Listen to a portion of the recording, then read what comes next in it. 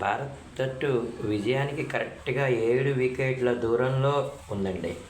చక్కటి మ్యాచ్ అన్నమాట. మంచి టార్గెట్ ఇచ్చారు. అసలు ఏదో అద్భుతం జరిగితే తప్ప ఒలివర్ పోప్ నుంచి ఇంకా వేరే ఆటగాళ్ళ నుంచి పెద్ద ఎక్స్‌పెక్ట్ చేసేది కూడా ఏముండదండి. అక్కడ సిరాజ్ బౌలింగ్ ఒకటి, తర్వాత మన స్పిన్నర్ అక్షదీప్ బౌలింగ్ ఒకటి అసలు బ్రహ్మాండంగా పడుతుందండి.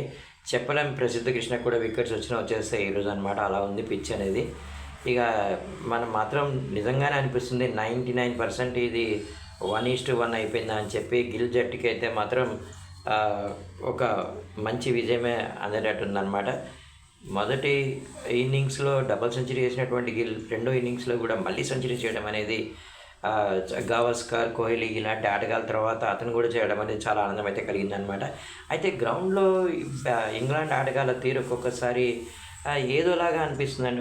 నిన్న కూడా జైస్వాల్ మళ్ళీ రివ్యూకి వెళ్ళినప్పుడు ఇంగ్లాండ్ కెప్టెన్ ఎవరైతే ఉన్నారో అతను అంపైర్తో వాయించినటువంటి విధానం కావచ్చు, ఒక్కొక్కసారి గ్రౌండ్లోంచి ఆటగాళ్ళు మొత్తం అందరూ కలిసి బయటకు వెళ్ళిపోవడం కానీ, ఇవన్నీ కూడా అసలు ఎందుకు అట్లా అవుతుందా అని నాకు అదే అనిపిస్తుంది అనమాట. ఈవెన్ ఇంగ్లాండ్ ప్రేక్షకులు కూడా జైస్వాల్కి ఏదైతే రివ్యూ అనేది ఇవ్వడం జరిగిందో దాన్ని వాళ్ళు కూడా వ్యతిరేకించినట్టు బ్రిటిష్ ఆటగాళ్ళకే సపోర్ట్ చేయడం ఇదంతా కూడా మనం చూసాం అనమాట. సరే, హోమ్ గ్రౌండ్లో ఎలాగైనా మద్దతు అనేది ఉంటుందన్నమాట.